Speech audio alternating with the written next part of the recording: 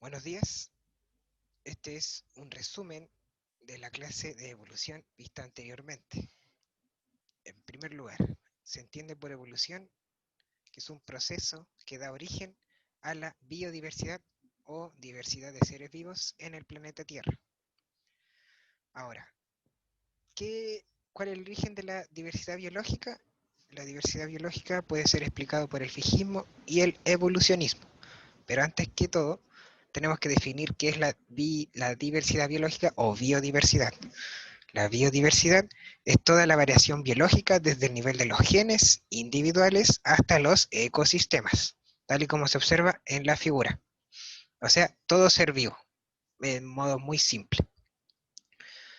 Ahora, el fijismo es una idea no científica que se basa en el creacionismo, es decir, que toda la especie nunca han cambiado y que fueron creadas por Dios.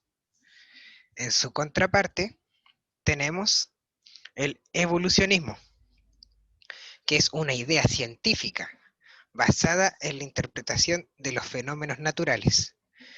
¿Qué dice el evolucionismo? Que la biodiversidad se debe a que las especies cambian a lo largo del tiempo. La evolución de las especies es un hecho comprobado y se han formulado distintas teorías para explicarla. Aquí tenemos una especie de resumen. Los fijistas dicen prácticamente que los seres vivos son tal y como son, no hay cambios y tampoco hay relaciones de parentesco.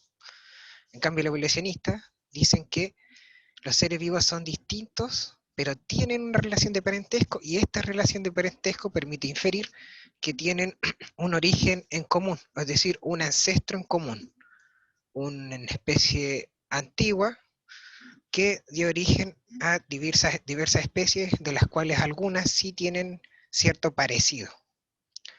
Ahora, ¿qué evidencias tenemos que apoyen a la teoría de la evolución? Primero tenemos la paleontología. Mediante el estudio de fósiles, han demostrado que la biodiversidad del planeta ha cambiado a lo largo del tiempo geológico, tal y como observamos en esta figura de acá, que es una cebra, así se le dice el nombre científico.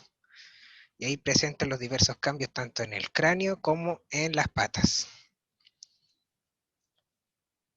Ahora, tenemos los estudios anatómicos comparativos o anatomía comparada, que permite comparar diversos órganos con una estructura semejante, pero que pueden tener funciones diferentes, como los órganos homólogos, o funciones similares, como los órganos análogos. La única diferencia es que el homólogo físicamente se parecen, pero con funciones diferentes, y el análogo no se parecen mucho, pero tienen una misma función. Por lo tanto, aquí podemos decir que aquí hay una eh, divergencia, porque siendo de un mismo antecesor se generan diversos órganos con diferente función, y aquí hay una convergencia que siendo diferentes antecesores presentan un rasgo que tiene una misma función. También están los órganos vestigiales. ¿Qué son estos? Son órganos que permiten reconocer que anteriormente el ser vivo estaba adaptado a ciertas situaciones, por ejemplo aquí la muela del juicio, que era para moler semillas, pero que ahora no presentan una función importante, así que se empiezan a atrofiar. También está el apéndice y el coxis. Ahora, la biogeografía permite estudiar la distribución de los seres vivos a lo largo del planeta y cómo estos se van diferenciando unos de otros y se van realizando una especie de diferenciación evolutiva llamada especiación, que se generan a partir de una especie diferentes especies, valga la redundancia.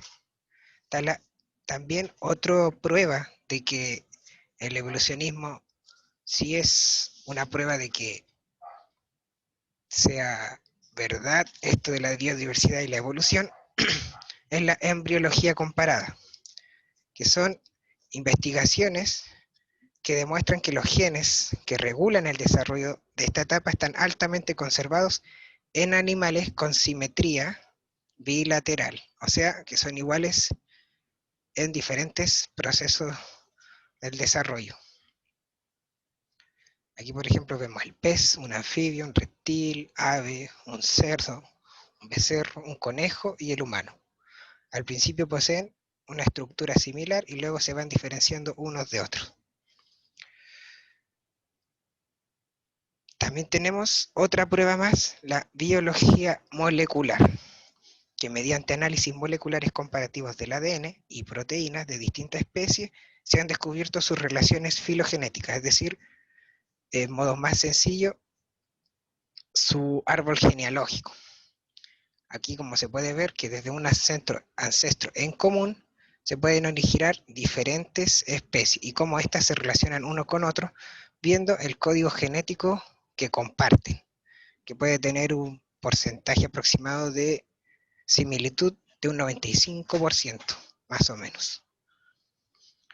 Ahora, entrando ya en lo que sí es evolución, tenemos primero la teoría de Lamarck, las dos teorías más importantes, Lamarck y de Darwin y Wallace. Lamarck dice que una especie origina a otra, y esto es porque la especie se relaciona mucho con el ambiente y estos producen cambios. ¿Por qué? Porque el ser vivo es el que se empieza a adaptar al ambiente. ¿Cómo lo hace? Porque tienen un impulso interno hacia la perfección, o sea, de adaptarse muy bien al entorno al que lo rodea, permitiendo adaptarse a factores ambientales. Esta adaptación que posee el ser vivo es heredada a los hijos o hijas mediante la herencia de caracteres adquiridos, o sea, los rasgos que yo obtuve al adaptarme a un ambiente, mis hijos los van a obtener. Estos organismos también tienen un sistema de uso de rasgos. Mientras más uso un rasgo, más los voy a desarrollar. Pero si empiezo a tener en desuso otro rasgo, ese se va a atrofiar. Y de ahí el tema de las muelas del juicio que se empiezan a atrofiar, que son órganos vestigiales. Aquí tenemos que tener algo muy importante a tener en cuenta, que claro, como dice Lamarck, mientras más uso un órgano, más lo voy a desarrollar. Eso es muy correcto. Pero está equivocado al suponer que las variaciones adquiridas eran heredables. Esto quiere decir que porque yo, como individuo, me adapto y me modifico físicamente, por así decirlo, a un ambiente, por ejemplo, no sé, trepar árboles, mis hijos van a ser capaces de trepar árboles. Eso es incorrecto, porque depende de otros factores que se verán más adelante. Y aquí está lo de la jirafa de Lamarck.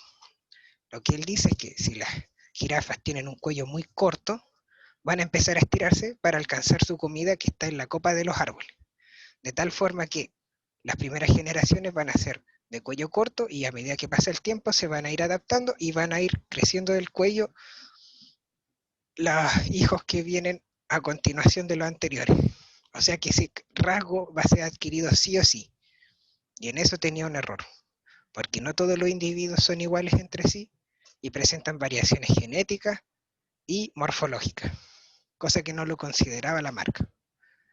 Entonces, en base a su razonamiento, se supone que si un hombre hace mucho ejercicio y es musculoso, su hijo va a nacer musculoso. Ese es un error que tenía Lamarck. Ahora, entrando ya a la evolución, tal y como la conocemos hoy en día, mediante la selección natural, se requieren 4 conceptos básicos. El evolucionismo, que es tener en cuenta que las cualidades del mundo o de los individuos que conocemos hoy en día no son fijas, no han estado, antes no éramos así y para que lleguemos a ser lo que somos hoy en día, o tanto nosotros como los otros seres vivos, incluso las plantas, han habido cambios a lo largo del tiempo. Y estos cambios ocurren poco a poco, en millones de años, mucho, mucho tiempo. No es un periodo de 100 años, 1000 años, no, 1000 millones de años, para que puedan ocurrir unos pequeños cambios que empiecen a marcar la diferencia. El origen en común, esto es que a partir de una especie se empiezan a originar muchos linajes, o sea, se generan muchas más variaciones entre otras especies. Y aquí podemos tomar en cuenta que si una especie, por ejemplo, invade un territorio, y se empieza a dividir su población en diferentes partes, por ejemplo, uno invade la esquina superior, otro la esquina inferior, van a tener diferentes tipos de especies porque se empiezan a adaptar al medio en el que viven. Y la selección natural dice que los cambios en la población no son azarosos y responden a la adaptación al medio en el que viven.